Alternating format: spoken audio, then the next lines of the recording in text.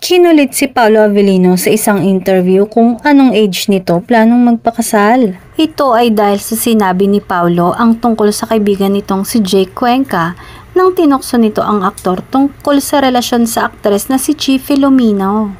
Tila na back to you ang atake sa aktor. Say na lang nito, hindi ko masasagot yan kung kailan. Kung darating, darating. Pag mangyayari, mangyayari. Marami munang magpapakasal dyan bago ako, sabay tingin sa kaibigan na si Jake. Dagdag pa ng kapamilya aktor. Steady lang, kanya-kanya yan eh. Samantala, isa sa itinuturing na BFF ni Jake Cuenca si Paolo Avellino. At ang pagmamotorsiklo ang isa sa kanilang common denominators.